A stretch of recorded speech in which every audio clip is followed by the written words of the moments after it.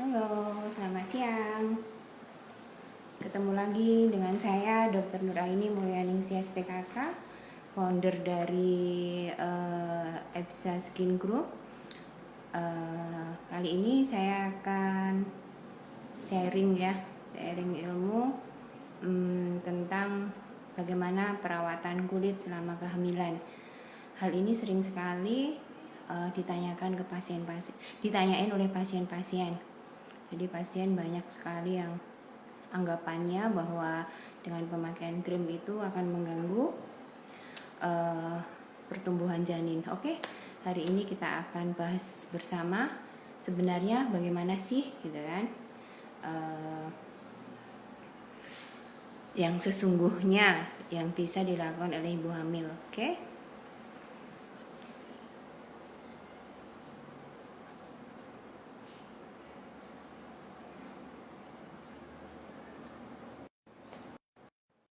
Oke, maaf agak ke pending ya. Kita akan bergabung dengan EBSA Skin Bantul. Bergabung dengan Dokter Suraya. Nah, ini Dokter Suraya. Kelihatan nggak wajahku? Enggak, Mbak, di ini, di apa? Di balik. Oke, yuk. Nah, ya. Sudah mulai banyak yang bergabung ya, Dok. Oke. Yuk, berarti kita mulai ya. Oke, Dokter Yaya. Assalamualaikum. Ya, Assalamualaikum warahmatullahi wabarakatuh. Semuanya, pasien customer semua EBSA Kendal, cabang Kendal, cabang Bantul dan cabang Jalan Kaliurang. Siang hari ini kita akan membahas, perkenalan dulu ya. Nah, nama saya Dr. Yaya, saya megang atau konsultan medis di cabang Bantul sama Jakal. Hari ini akan melakukan presentasi ya. Untuk pengetahuan kita aja bersama Dr. Nuraini Mulyaningsih SPKK. Nah, langsung sama expertnya ini. Nah, siang hari ini kita akan berbincang-bincang sama membahas masalah kan banyak nih pasien, jelas karena kita tidak kita di skincare otomatis pasien yang lagi hamil, lagi galau. Karena hamil biasanya banyak sekali keluhan ya, Dok ya. Nah, kita di sini akan membahas nih bagaimana, apakah penting, apakah perlu kita menggunakan krim yang skincare selama masa kehamilan. Soalnya kadang banyak banget breakout dan sebagainya ya, Dok, untuk masa kehamilan. Banyak sekali keluhan dan sebagainya. Nah, kita di sini akan bahas. Nanti boleh bertanya apapun dengan Dokter Aning. Mumpung nih expertnya langsung bisa bertanya apapun yang bikin selama ini kita bertanya-tanya, apakah boleh, apakah apa aja sih kandungan, terus perawatan apa aja yang bisa, yang tidak boleh, krim apa aja yang boleh dan tidak boleh. Nah, kita nanti akan membahas itu semua dengan Dokter Aning. Nah, sekarang karena waktunya juga nggak terlalu banyak ya, Dok, cuma 1 jam sampai jam 2 nanti. Nah, saya persilahkan waktu dan tempat saya berikan untuk Dokter Nuraini Mulyaningsih untuk SPKK untuk membahas ini semua. Oke, mari silahkan, Dok. Terima kasih Dokter Yaya. Oke, baik semua. Kita akan mulai langsung aja ya. Jadi kehamilan itu adalah sesuatu yang semua pasti udah tahu ya. Dan hamil itu pasti akan mengubah hormon di dalam tubuh seorang wanita. Terjadi peningkatan hormon, kemudian terjadi dari peningkatan hormon ini akan berpengaruh terhadap semua gangguan. Kebetulan saya seorang SPKK, di mana SPKK kan lebih expert di dunia kulit ya dan estetika, otomatis ini yang akan kita bahas. Jadi ada beberapa skin problem seorang bumil. Salah satunya adalah ini saya akan paparkan yang umumnya terjadi ya. Jadi biar lebih applicable, lebih mengena, langsung ke sasaran untuk ibu-ibu lagi hamil ini. Jadi skin problem yang sering dijumpai adalah jerawat ya. Kalau kerennya tuh biasanya pimple pregnancy ya. Jerawat ini sering sekali dikeluhkan. Jadi biasanya datang, dok, kok saya tambah berjerawat, saya lagi hamil. Ya udah, kalau jerawat pada masa kehamilan itu biasanya hmm, karena terjadi peningkatan hormon, ya, hormon yaitu testosteron, karena semuanya memang dipersiapkan oleh Tuhan untuk menyambut kehadiran dan pertumbuhan janin di dalam perut, ya. Jangan khawatir, ini biasanya akan bersifat sementara. Kalau seandainya si ibu ini sudah melahirkan, otomatis jerawat akan menghilang dengan sendirinya. Tapi pola pikirnya jangan begitu. Kalau pola pikirnya begitu, jerawat itu ingat dia punya efek samping, ya. Salah satunya adalah kopeng. Nah, kalau sudah kopeng itu lebih susah ngilangin dan pasti biaya lebih mahal. Jadi kita harus uh, mencegah sejak dini, ya. Nanti di akhir ini akan saya ceritakan krim-krim apa aja yang boleh dan tidak, ya. Kemudian kalau asma dan hyperpigmentation in pregnancy itu adalah kulit yang menghitam. Kulit yang menghitam termasuk juga di wajah dan juga di bagian-bagian lipetan. Kadang di leher, kadang di ketiak, itu sering sekali dikeluhkan oleh ibu-ibu yang sedang hamil. Itu karena apa? Karena produksi melanin di dalam kulit juga meningkat. Ya, ini semua kaitannya adalah dengan hormon, ya, karena memang reseptor kulit itu ada di fibroblast atau di jaringan lapisan kulit yang dermis, ya. Nah, selain hyperpigmentation atau kehitaman di kulit, di wajah, itu juga ada kloasma. Jadi kloasma itu semacam melasma atau flek yang ada di ibu hamil. Ini tidak boleh kita abaikan. Karena saya pernah ada pengalaman pasien, demi anak saya nggak mau perawatan. Padahal jelas dia sudah timbul flek di pipi. Bener, setelah lahiran fleknya tambah tebel, kemudian susah ngilanginnya, dan pasti berbiaya lebih mahal kan daripada kita mencegah gitu kan. Kalau asma ini sendiri ya sama, dia juga disebabkan oleh karena produksi melanin yang meningkat. Ya, jadi di dalam kulit kita yang memberi warna kulit kita hitam itu adalah melanin. Melanin itu diproduksi oleh melanosit. Ya, melanosit sendiri itu diciptakan oleh Tuhan itu sebagai tentara kulit. Ya, jadi wajar ketika kita terpapar sinar matahari menjadi hitam, itu sebenarnya suatu proses alamiah di dalam kulit kita. Jadi bukan sesuatu yang harus ditakutkan sekali. Selama pengobatannya oke, selama pencegahannya oke, sepertinya tidak akan terjadi melasma. Ya, jadi sebaiknya mencegah lebih baik daripada mengobati. Semua sudah tahu, oke? Kemudian stretch mark. Stretch mark ini sering sekali dikeluhkan oleh ibu-ibu yang sedang hamil. Jadi ada guratan-guratan di perut, kemudian kalau yang ada dua jenis yang sudah yang masih merah, berarti masih awal-awal terjadi, dan juga hitam, ya. Nah, stretch mark ini adalah terjadi karena adanya janin yang terus berkembang sehingga kulit itu ada tergang. Kulitnya tergang. Nah, kulit tergang inilah yang menyebabkan robekan-robekan di lapisan dermis, ya. Nah, ini juga sebenarnya bisa kita cegah, kita lakukan pencegahan dini ini, yaitu tadi dengan pemakaian pelembab atau pemakaian minyak seperti minyak zaitun, olive oil, kemudian minyak almond, ya, setiap sehari 2 kali bisa dioleskan, dan harus banyak olahraga ringan karena itu mencegah juga untuk tidak terjadinya stretch mark, ya. Terus yang keluhan lagi yang dikeluhkan oleh ibu hamil adalah varises. kenapa sih kok timbul varises, baik varises di kaki maupun spider nevi di wajah ya.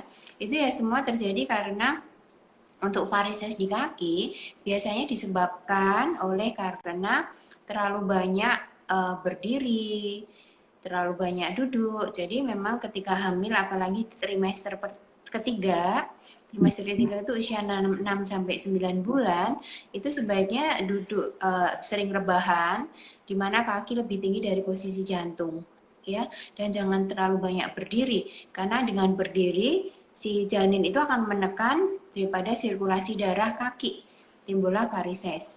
Begitu juga spider nevi.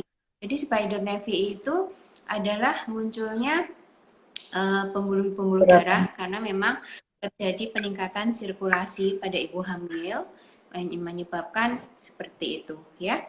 Terus selanjutnya dikeluhkan adalah miliaria atau keringat keringat apa dokter ya, keringat buntek kalau orang Keringat Jawa bentuk. bilang ya, Ya, biang keringat. Biang keringat kenapa? Karena memang ibu hamil itu kan gampang ini ya, produksi keringatnya lebih banyak, lebih kemudian banyak. juga ya sehingga kemungkinan untuk terjadi penyumbatan dari pori-pori kulit itu menjadi lebih tinggi sehingga menimbulkan suatu keadaan yaitu tadi keadaan biang keringat di situ. Ini yang skin problem yang sering dialami oleh ibu hamil. Okay? Ada juga penyakit-penyakit yang terjadi pada kehamilan. Saya sering menemui itu kasus namanya PUPP. Apa itu PUPP? PUPP adalah suatu pruritus urtikarial papule and plaque of pregnancy. Ya, jadi kalau ini biasanya suka muncul di trimester akhir seperti 2 minggu atau sampai 4 minggu Ada yang sebelum kelahiran. Ya, jadi sering sekali terjadi. Kebetulan suami saya juga seorang SPOG, beliau adalah spesialis obstetrik and ginekologi. Saya sering sekali mendapat konsulan dari beliau. Ini apa? Saya bilang udahlah nunggu bayi lahir, nanti dia akan hilang sendiri. Itu namanya PUPP, ya. Tapi kadang ibu itu kan nggak nyaman karena memang keluhannya gatel banget. Nah, banyak sekali saya menemukan kasus gatal, kemudian digaruk, kemudian lecet. Ini yang perlu diperhatikan. Jadi yang terpenting dari ibu hamil ini kita biasanya memberikan edukasi bahwa sebenarnya penyakit ini akan hilang sendiri ketika janin itu lahir. Nah, nanti setelah itu 2 minggu biasanya 2 minggu setelah melahirkan dia akan hilang sendiri. Kalau memang pasien nggak tahan, ibu hamil ini nggak tahan, kita bisa kasih antihistamin. Dan juga kalau memang untuk kasus yang berat, kita bisa kasih steroid. Tapi hati-hati pemakaian steroid meskipun ya untuk ibu untuk janin juga sebenarnya juga nggak masalah gitu kan. Cuman kan sebaiknya tidak terpapar obat terlalu banyak ya seperti itu. Nah di PUPP ini adalah kondisi seperti uh, orang benjol-benjol merah kecil, seperti hiduran, kemudian buatel gitu ya. Jadi nggak usah terlalu dikhawatirkan. Tapi memang karena bentuknya hampir kadang seluruh tubuh itu pasien sudah ini sendiri khawatir banget gitu kan, seperti itu. Kemudian pemphigus gravidarum, pemphigus of pregnancy, tapi ini jarang. Paling sering adalah PUPP, di mana pemphigus ini adalah adanya lepuh, bula, jadi kulit yang melepuh hampir seluruh tubuh pada ibu hamil, seperti itu. Terus palmar erythema juga, jadi telapak kaki, telapak tangan tuh tiba-tiba merah. Itu bisa terjadi pada ibu hamil. Kemudian yang sering terjadi adalah jamur tinea corporis, kadas ya dokter ya kalau orang bilang ya.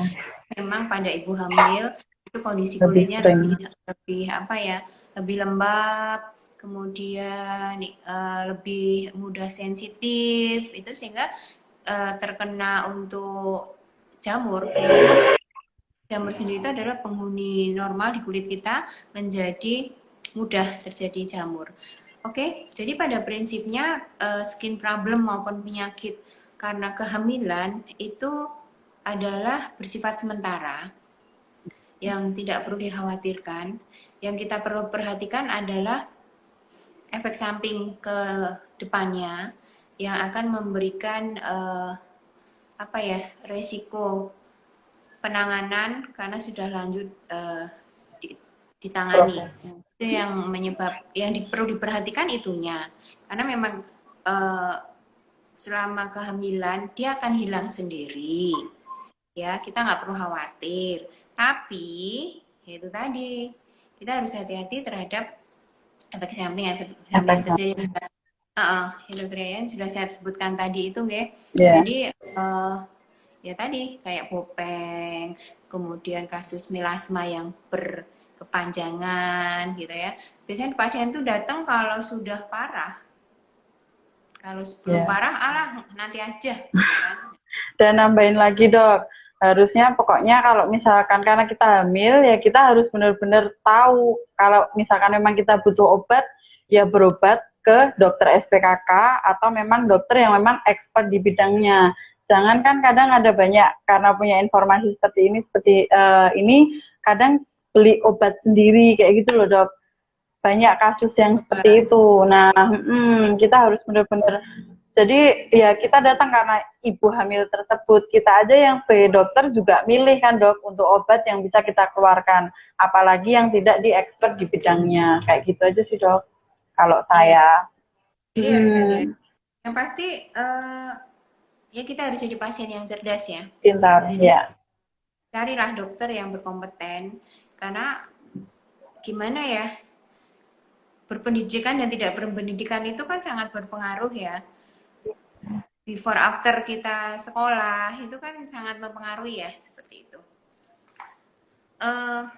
Kemudian sering sekali saya juga ditanya bahwa dok, hamil tuh nggak boleh ya pakai krim.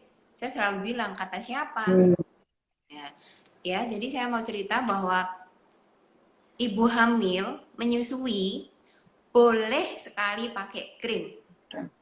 Nah, yang akan kita bahas sekarang adalah yang krim apa yang boleh dipakai untuk ibu hamil, ya.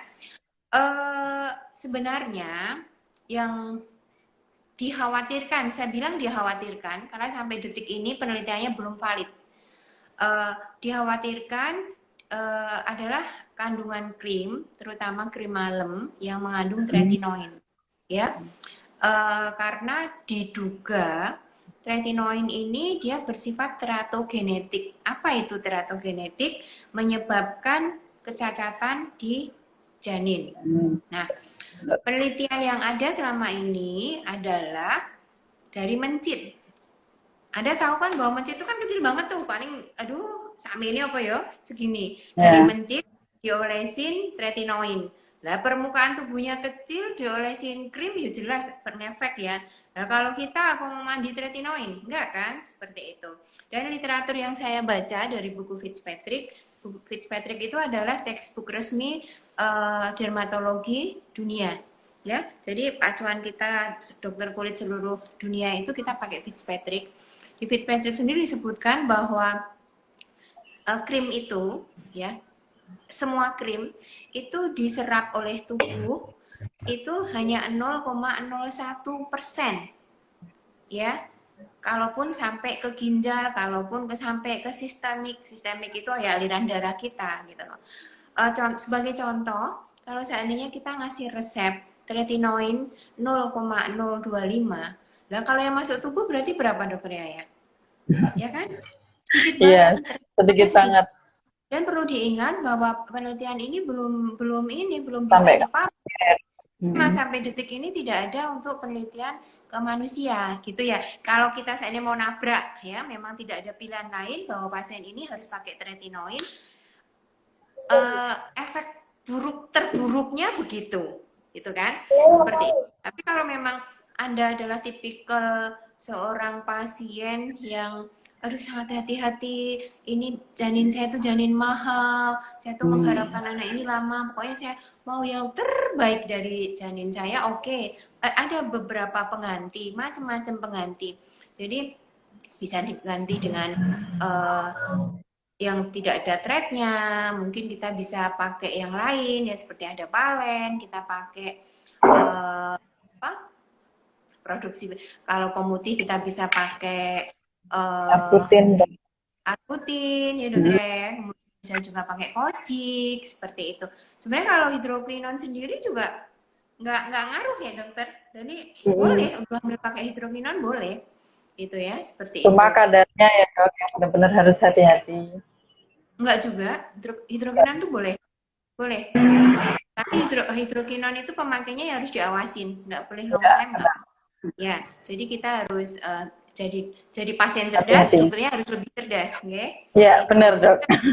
Heeh, eh, eh, teman-teman semua kalau mau cari dokter yang cerdas, anu aja sering ditanya, kamu buka Hmm. internet sekarang, dunia internet itu kan sangat terbuka ya, benar nggak sih omongannya Ya, dokter ini saya buka di internet, karena memang EPSA sendiri kita motonya adalah value value kita itu ada cerdasnya, hmm. memang target kita pasien menjadi cerdas, dengan Nggak cuma pakai aja, iya, tidak dengan hanya melihat memakai aja. melihat produk-produk online yang tanpa tanggung jawab ya, jualnya gencar ternyata ya seperti itu ya, kita harus cerdas, edukatif. Kalau di EPSA pasti edukatif, kita pasti akan kasih edukasi untuk pasien. Kadang pasien juga tahu apa sih yang diaplikasikan ke wajah saya, itu adalah yang terpenting ya Ya, dokter Yaya ya, itu udah ya harus menjadi, tahu. ya itu harus udah menjadi apa ya istilahnya, uh, misi kita ya seperti itu. Terus kembali lagi ke tadi itu, terus untuk jerawat ya, jerawat itu juga sering sekali dikeluhkan oleh ibu hamil. Nah kalau jerawat, kalau memang kita nggak mau thread, itu bisa diganti dengan beberapa produk seperti BPO ya, benzoyl peroksida ya, itu kita kasih cukup 2,5% ya, kemudian bisa dikasih salicylic acid itu juga bisa, kemudian Aman. antibiotik clindamycin boleh ya seperti itu. Jadi krim pada ibu hamil boleh asal isinya apa, nah di situ Iya. ya kan. Nggak, saya sering, maaf ya, saya sering itu diserang sama eh, kolega. Kok kamu jadi jelek? Saya bilang gitu kan. Iya dok, saya udah gak pakai krim. Waduh, kata siapa? Saya bilang gitu. Kata dokternya dok. Lalu saya gak perlu nyebut siapa ya. Itu, aduh, apa ya istilahnya, dandanin ini loh susah gitu loh. Bener Mau, dok. apa? Bahasa Inggrisnya meripir itu Mari. lebih susah. Dipikir kalau ada pasien dengan keluhan kulit yang nggak baik, kita nggak pusing, pusing gitu ya. Aduh, sampai Iya. kita mulai dari nol lagi. Nah, iya dok. Kadang bahkan lebih susah lagi dibandingin sebelum hamil Betul. dok.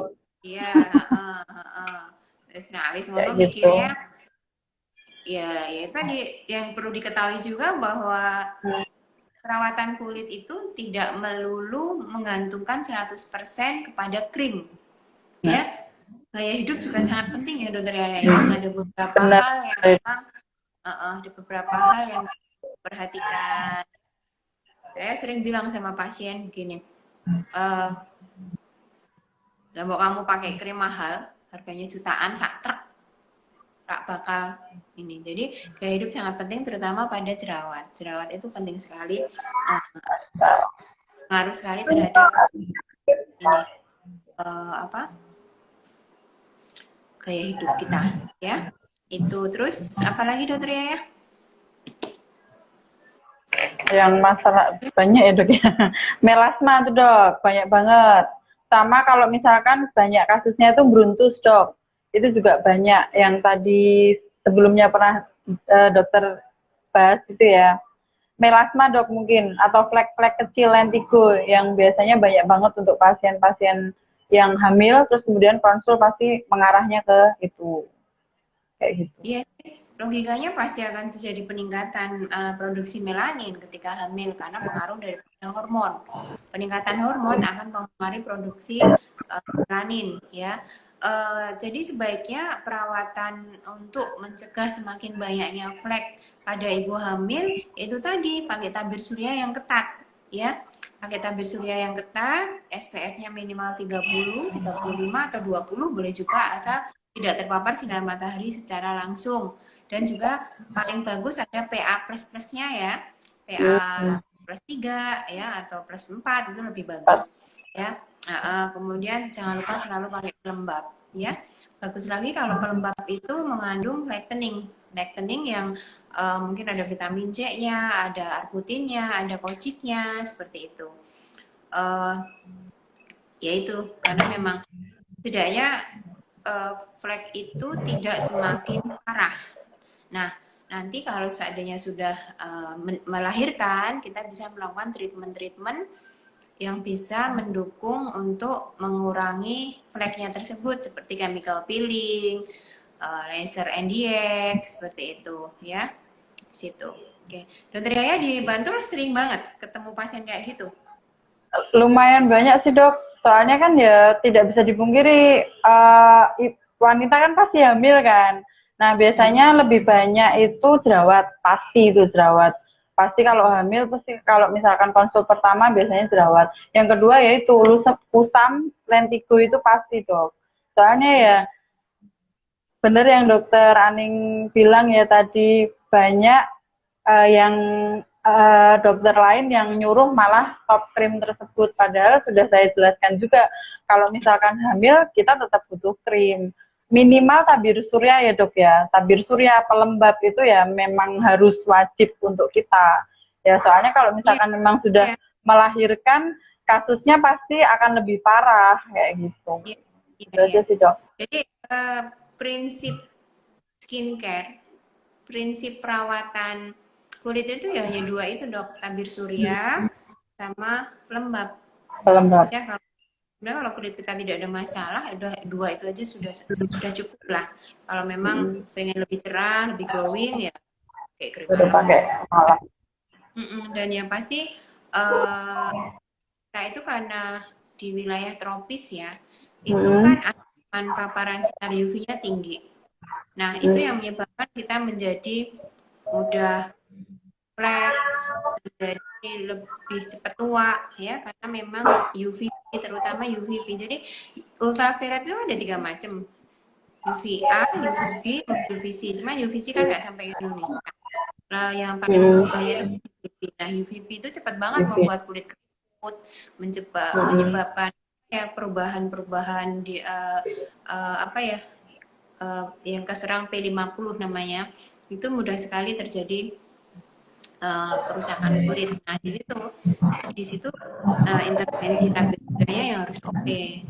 Itu dokter ya. Terus jerawat, iya jerawat itu juga karena pengaruh hormon juga. Jadi ibu hamil itu kemungkinan untuk terjadi jerawatnya lebih tinggi karena hormon itu mempengaruhi produksi daripada sebum. Sebum itu adalah minyak di kulit kita. Terbanyak kan di wajah tuh. Nah, sebum itu terjadi peningkatan produksi sehingga kemungkinan kalau kita nggak rajin bersihin wajah akan timbul komedo. Nah, komedo kalau tidak dibersihkan juga jadilah jerawat. Ya. Terus penanganannya gimana dok? Pencegahannya biasanya kita selalu menyarankan untuk rajin membersihkan wajah minimal 2-3 kali dengan produk sesuai, karena kulit ibu hamil itu lebih sensitif. Kita juga tidak sembarangan memberikan pembersih ya. Kemudian pasti juga apa dok? Tips apa dok untuk sarannya untuk pembersih? Ada nggak kira-kira? Ya itu personal touch. Oh iya. Masing-masing kan punya ya kan, ada tuh pasien yang kulitnya sensitif banget dengan jerawat. Ini harus lebih hati-hati dokter ya. Jadi kalau pasien sensitif dengan jerawat itu kita tuh kayak main layang-layang, tarik ulur, ya. Hmm. Kita mau agresif kasih krim yang cepat mengeringkan jerawat, ternyata resikonya nanti kulit yang sensitif semakin merah. Sensitif. Nah, nggak bisa, tarik dulu layang-layangnya. Gitu. Terus kita mau kasih, aduh karena kulitnya sensitif, ya pakai produk yang deh, yang soft aja deh. Ora mari-mari jerawatnya nggak Jerawatnya. sembuh-sembuh. Jadi yang tahu ya tadi saya bilang sama dokter, Personal touch. ya dokter yang kira-kira, aduh mau saya kasih apa ya ini gitu ya. Yang sudah pernah saya terangkan kemarin di live-nya kami, Webinar bahwa ya. baik webinar, baik IG live, Oke, itu live. bahwa di website itu personal touch, kita nggak bisa ditanya dokter paketnya berapa, nggak bisa. Jadi kita benar-benar menganalisa kulit pasien, kemudian apa sih cocoknya dengan zat aktif seperti itu ya. Jadi dalam pemilihan krim itu kita harus tahu vehiculumnya, bahan dasarnya, dan juga tahu zat aktifnya apa, dikasih apa, resikonya bagaimana, itu yang harus diperhitungkan. Nggak bisa pakai ini nggak bisa. Jadi memang lebih bagus adalah konsultasi langsung ya dokter ya. Ya, Karena nanti benar dok. masalah itu lebih dokternya marem, pasien marem, ya. Tapi kalau terpaksa mungkin di masa pandemi ini takut tidak mau langsung ya monggo bisa, cuman kita nggak pakai Foto. paket, ada Iya, konsultasi benar online dok. ya. Oke. Tetap ada konsultasi. Nah, tadi kan mengingat dok, tadi dikatakan harus rajin membersihkan komedo biar kelenjar sebumnya nggak semakin aktif. Nah, perawatan apa yang bagus yang untuk ibu hamil lakukan di on klinik ya dok ya, kayak gitu. Jadi begini, jerawat pada ibu hamil, kalau selama janinnya masih ada di perut, yurak bakal mari toh. Nah, kita tunggu aja sih janin lahir, tapi kita harus bisa mencegah untuk tidak semakin parah. Ya tadi dengan perawatan yang sesuai, skincare for oily and acne, kemudian juga gaya hidup, kurangi makanan minuman manis, kurangi produk-produk olahan susu seperti keju, seperti yogurt ya. Kalau ibu hamil kan perlu susu dok, cari aja yang low fat atau susu almond, itu bisa juga menjadi solusi. Kemudian makanan berlemak pastilah gitu loh. Jadi biar produksi sebum untuk ibu hamil kita nggak bisa menghandle ya, tapi setidaknya kita tidak memperparah dengan gaya hidup, yaitu di makanan ya. Next kita akan bicara tentang diet pada acne ya dokter ya. Jadi kalau makanan minuman manis itu jelas sudah ada penelitiannya ya. Penelitiannya sudah dipublish bahwa kemarin pas kita seminar bareng itu ya dok ya di Jogja dengan dokter dari Singapura itu ya, dia cerita bahwa terbanyak jerawat itu adalah orang Indonesia. Makanya Indonesia itu sasaran nanti penelitian kami gitu. Nah, benar dok. Atau Singapura itu sedang sampai melirik ke Indonesia ya karena itu. Tapi semua liriknya ke Indonesia. Lah gimana? Sebelahnya naik pol.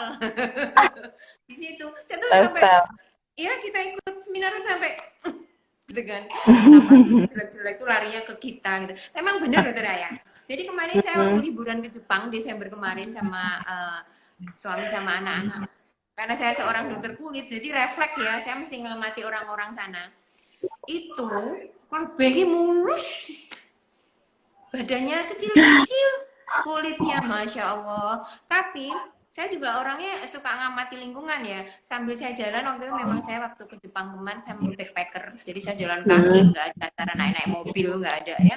Backpacker, saya jalan, liatin saya sama anak perempuan saya yang udah SMA itu saya tanya, kak aku di sini nggak ada skin klinik ya kak? Iya ya bun ya, nggak ada skin klinik ya. Gitu. Kalau ada emang kenapa bun? Bunda mau facial? Mau buka itu. Gitu.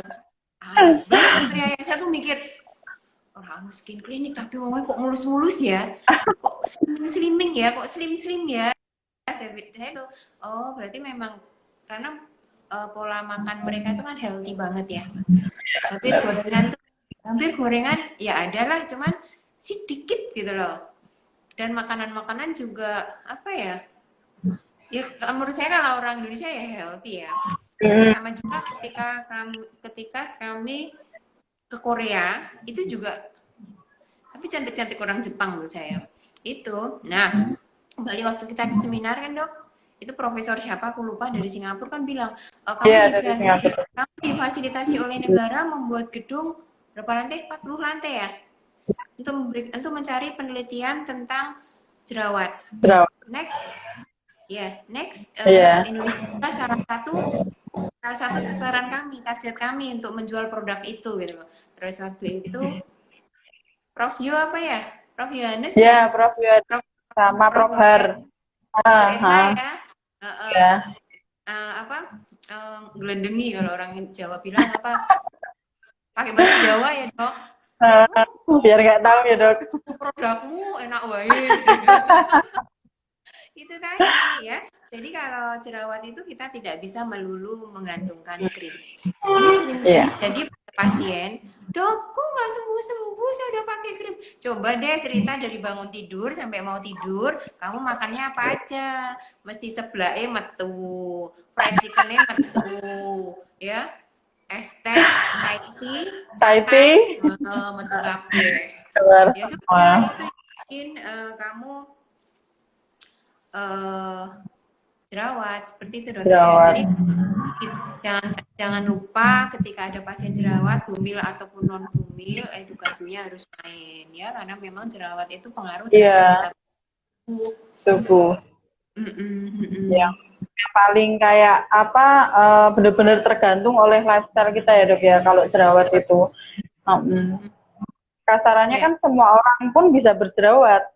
Mm-mm. Tapi Mm-mm. kenapa kok hanya dia yang berjerawatnya banyak? Nah, kita harus tanya itu, atau kita harus lihat diri kita sendiri kayak gitu. Ya. Apakah memang lifestyle-nya udah bagus, padahal udah pakai krim yang benar-benar ini Ya. teratur kayak gitu. Biasanya rata-rata sih di situ ketika sudah notok ke gaya hidup, akhirnya ngaku sendiri, iya dok, tapi enak, sama. Seperti itu. Terus tadi yang ditanyain adalah on klinik ya. On klinik jerawat untuk ibu hamil itu sebenarnya eh, kayak salicylic acid ya, yang mengandung salicylic acid itu sudah nggak apa-apa juga sih. Eh, kan salicylic acid boleh-boleh aja sih buat ibu hamil gitu kan. Ya nggak boleh yang kayak laser, kemudian yang menggunakan gelombang-gelombang itu seperti IPL apa, itu takutkan ada efek radiasi ya.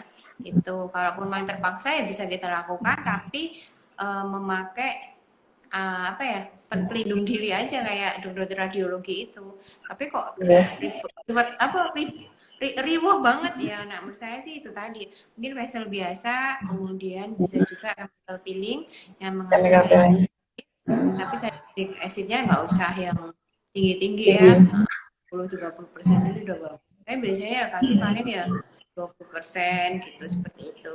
Tapi kita lihat manfaat dan mudorotnya dulu, karena memang kalau bermanfaat sekali kita lakukan, kalau liburannya mudorotnya mending kita nggak usah ya, karena mengingat kita tetap harus mengingat di janinnya bumil yang bersangkutan, okay? Okay. Berarti untuk chemical peeling boleh ya, Dok ya. Kadang kan ya itu, kadang pasien yang benar-benar masa sih gitu boleh padahal hamil. Nah, ini Dok, sama untuk perawatan on klinik tersebut, apakah ada perbedaan antara trimester pertama, kedua, dan ketiga? Ada banget ya. Kita seorang dokter kulit itu harus tahu ya semuanya ya. Semua itu harus ada ilmunya ya. Kebetulan kalau semester trimester 1 0 sampai 3 bulan itu kan masa pembentukan ya, masa pembentukan janin ya. Itu yang harus sangat hati-hati. Jadi kalau trimester awal saya nggak berani untuk untuk melakukan on clinic treatment ya. Semester kedua sih mungkin sudah aman ya. Semester ketiga juga oke, karena semuanya sudah terbentuk dengan baik ya. Situ yang perlu diperhatikan adalah trimester awal, trimester 1 ya. Tapi tetap kembali ke manfaat dan mudaratnya tadi dokternya ya. Jadi kalau memang sangat bermanfaat untuk ibu yang bersangkutan, ya kita lakukan. Tapi kalau kayak nggak usah dulu ya, itu ya monggo. Itu semua tergantung dari dokternya dan juga Kitanya. ya. Tapi pengalaman saya waktu hamil kedua anak saya yang ganteng gitu, tabrak terus sih nggak apa-apa itu dokternya ya. Saya tetap injek VC karena anak saya itu apa ya, anak trial seorang SPOG dan seorang SPKK. Oh, SKK. Jadi suami saya itu bilangnya gini, ini ada ilmu baru loh, vitamin C itu bisa mencegah untuk terjadi PD itu. Oke deh, Nah, benar berani. dok. Aku baca-baca literatur, aku baca jurnal. Ternyata vitamin C itu enggak suami saya ya karena dia seorang SPOG enggak ngaruh di janin gitu. Terus aku mikir, wah, kalau bisa ini oke banget gitu kan. Terus ya sudah setiap minggu saya lakukan vitamin C injection ya 1000 miligram. Kemudian saya tetap pakai krim yang mengandung thread. Itu kemudian saya tetap perawatan. Jadi ketika hamil itu ketika orang-orang stres dengan acne, dengan melasma, kloasma, Bisa aman. saya malah kena ini, ibu hamil yang kena ini loh dok, glowing pregnancy.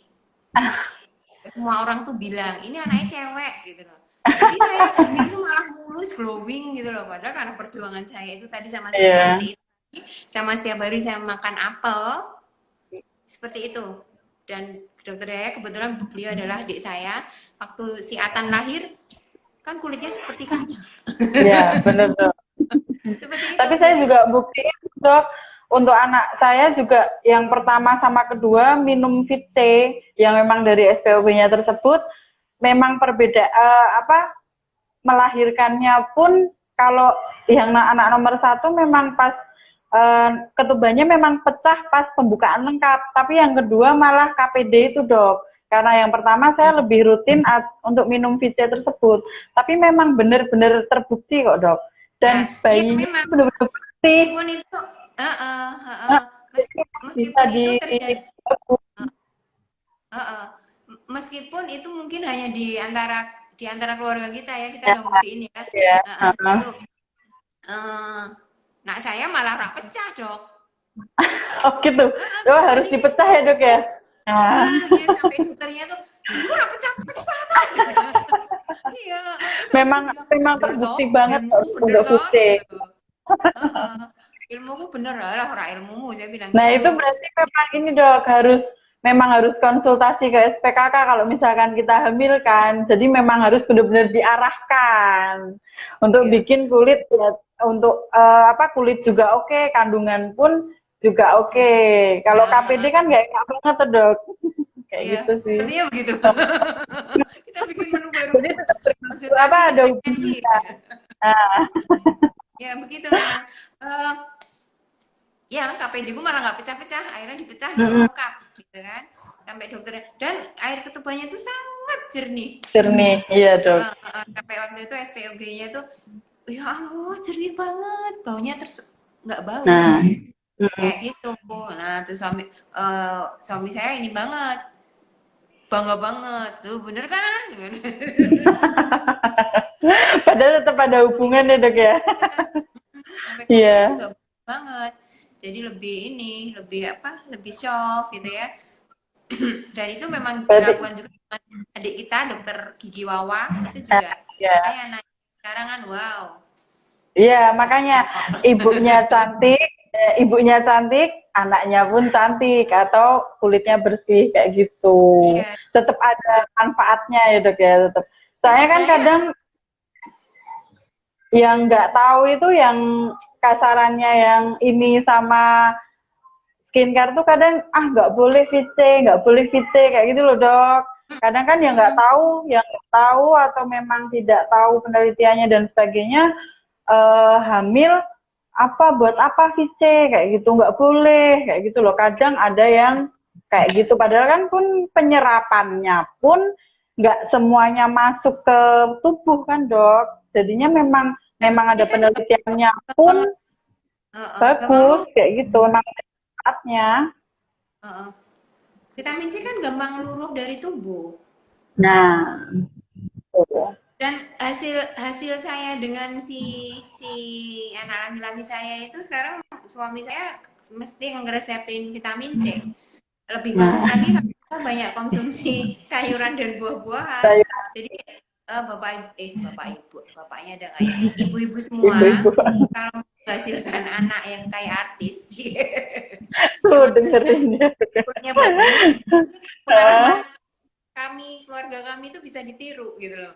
Ya, untuk lebih lanjutnya bisa hubungi klinik cabang terdekat. Bener sekali, Dok. Ya.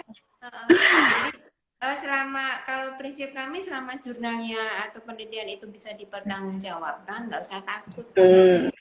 Yang pasti Ini dokter itu sudah ini ya. dua penelitian, evidence medicine sama evidence family, Dok. Dua yang membuktikan. Betul. Iya, ya, ya mungkin bisa ya. Salah Kalau satunya. kalau mungkin nggak mantep ya bisa buka jurnal-jurnalnya dulu ya. Jadi perawatan kulit di masa kehamilan tuh wajib ya. Mm-mm. Jangan males. Laki hamil gawan bayi. Oh, nggak ada itu gawan bayi itu nggak ada. Ya, malas itu harus dilawan ya. Ya, benar, Dan, Dok. dan kebersihan itu harus nomor satu di ini. Jadi hamil tapi tetap cantik dan sehat, terutama kulitnya ya. Jangan terus jikawan hamil 9 bulan suaminya lihat perak sepet ya. Benar sekali, Dok. Terus kan hamil cantik, tetap modis, tetap fashionable, itu lebih menyenangkan kan? Tambah di ya, Dok. Hmm. 9 bulan 10 hari nggak ibu juni ding rambut lah seperti itu ya. Jadi tetap dirawat ya. Untuk produk yang aman tadi sudah saya ceritakan. Nanti pokoknya kalau ada apa-apa di dunia digital seperti ini, apapun bisa Tanyakan, ya. dilakukan. Mungkin mau tanya harus bayar konsultasi gitu kan. Kalau sekarang enggak, ada banyak banyak eh, laman-laman yang bisa ditanyain. Kalau nggak mantep ya Anda bisa lah konsultasi ke kami. Iya, benar sekali, Dok. Kalau misalkan memang ada yang mau ditanyakan atau belum puas nih, tanya aja nggak masalah. Jangan cuma Tuh. jadi di dokternya gini-gini tapi iya aja. Harus ditanyakan. Dan kalau misalkan memang kayak dokter kandungannya pun menyarankan untuk tidak pakai skincare pun ya ditanyakan juga ya, Dok ya. Iya, ya tadi to be a smart patient. Dok, kenapa kok Fashion nggak ya. nggak tahu? Yang tahu adalah kamu. Iya, benar sekali. Harus wajib kalau misalkan ya mau ke SPKK, kalau biar tahu kan, Dok, ke spesialisnya. Jadi, Ya itu balik lagi ke mudorotnya bagaimana, manfaatnya seperti apa kayak gitu. Biar lebih puas. oke. Ya, jadi prinsipnya adalah boleh memakai krim racian dokter asal isinya apa, ya kan? Kalau isinya tretinoin kita tinjau kembali karena tretinoin diduga bersifat teratogenetik meskipun penelitiannya belum dipublish, belum valid. Kan untuk tahu ini penelitian itu evidence based medicine kan, evidence based medicine sendiri ada beberapa tingkatan loh. Jadi tidak bisa kita langsung mengejudge bahwa ini nggak boleh, ini adalah hanya berdasarkan satu penelitian saja, tidak bisa. Ya, kemudian selain itu juga isinya apa, kandungannya apa. Nah, kemungkinan terburuk kalau memang mau pakai, karena memang sampai detik ini tidak ada penggantinya, belum ada penggantinya. Memang bersifat katalitiknya bagus banget, rejuvenation juga bagus. Yang dipakai untuk semua krim-krim racian dokter. Nah, kalau memang terpaksa pakai itu pun, saya pribadi nggak apa-apa ya. Ini komentar pribadi saya ya. Ada juga dokter yang enggak lah, mending nggak usah daripada nanti ada apa-apa sama janinnya. Seperti itu. Ini pengalaman saya aja sih. Saya waktu hamil tetap pakai krim mengandung thread, tapi yang kondisinya paling kecil 0,25% aja. Kemudian bukan berarti saya terus pengen ini hanya pengalaman pribadi saya dan adik-adik saya itu semuanya begitu. Terus ya itu tadi kandungannya apa harus ditanyakan ke dokter yang merawat ya, tanya aja nggak apa-apa, kalau di tempat saya pasti saya jawab ya, saya kasih ini jadi anda saya gini jadi pasien tuh ngerti karena sekarang Harus tahu. sudah pernah terbuka ya kan, seperti itu ya. Terus makanan minuman dan gaya hidup sangat berpengaruh. Jam berapa deh? Dok, Oh gitu, oke. dokter ini ada yang nanya tadi ada pertanyaan satu. Hubungannya sama filler. Kalau mikrofiller dari Mbak Sabriaria ya, ini nanya mikrofiller boleh nggak dok selama kehamilan? Nggak apa-apa, aman. Nggak apa-apa ya. Kalau botok dok?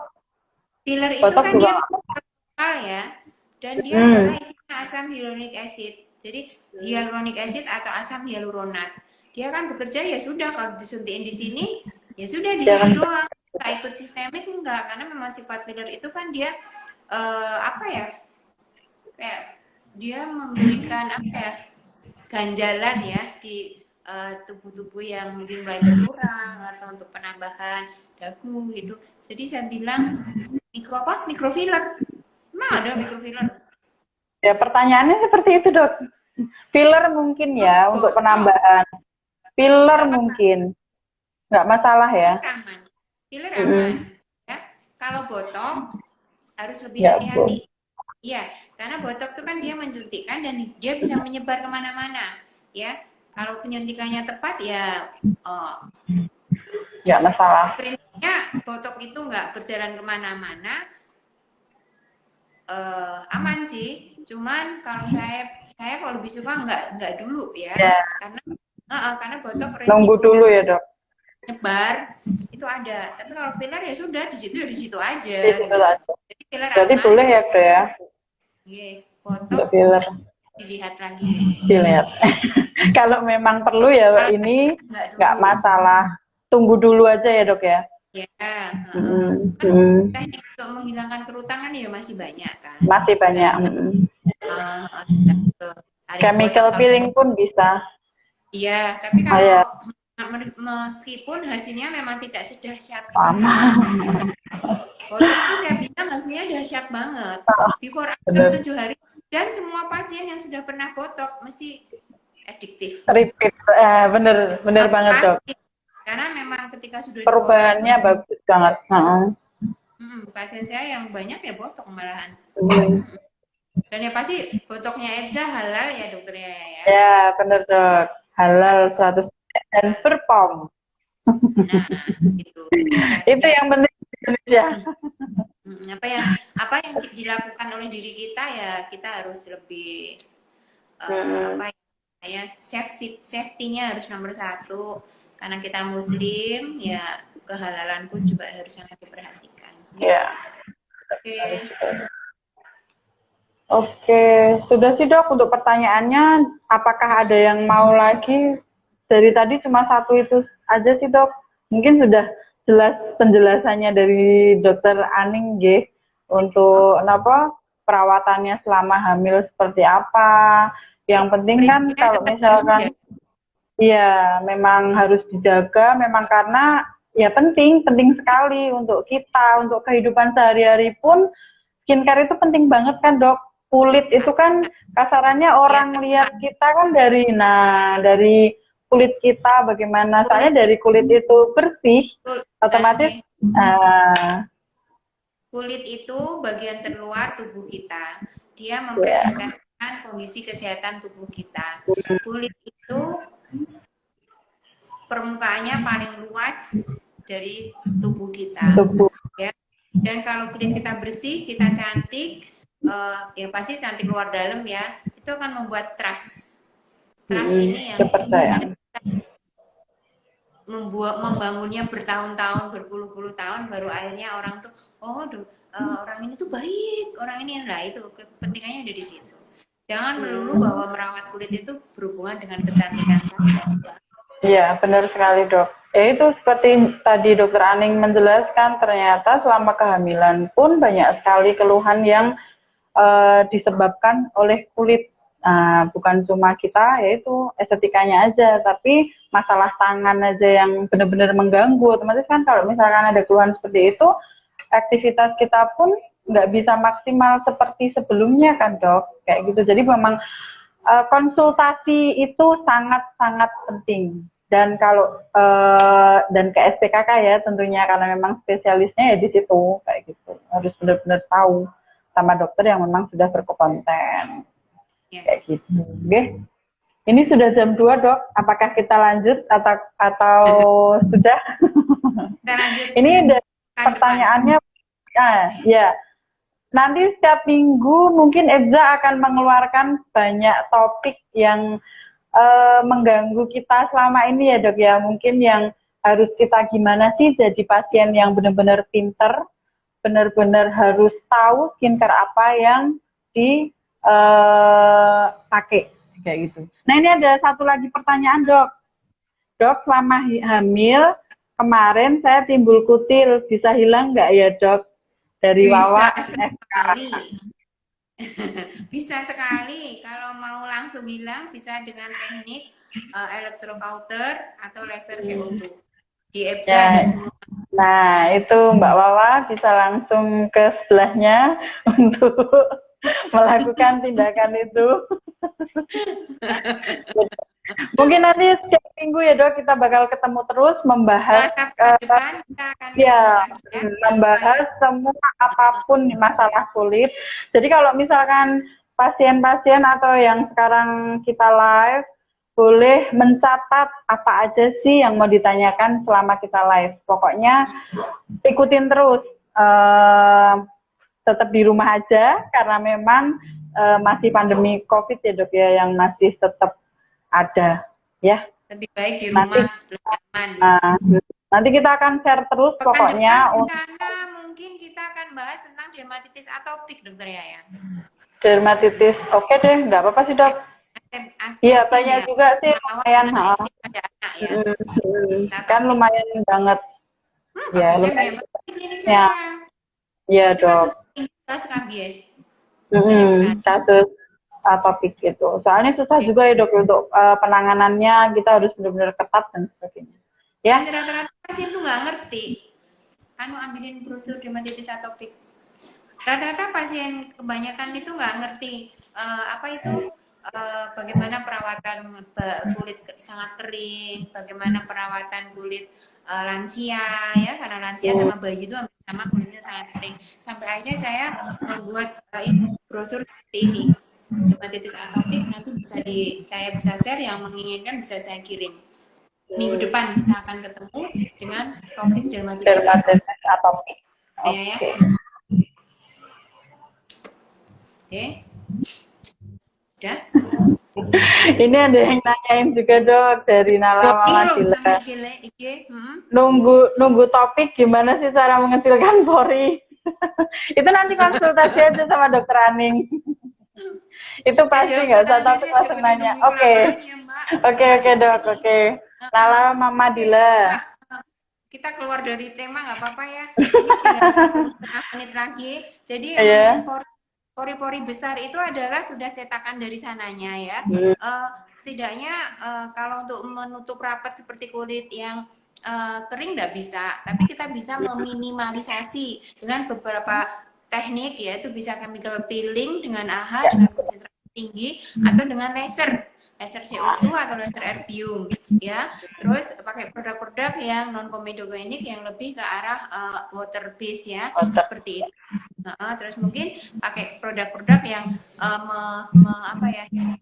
ya mengaku bisa itu ya, tapi saya lebih langsung to the point ke laser karena lasernya lebih bagus. Ya. Sudah mau habis Putri ya, silakan ditutup. Oke dok. Terima kasih sama dokter Aning ya.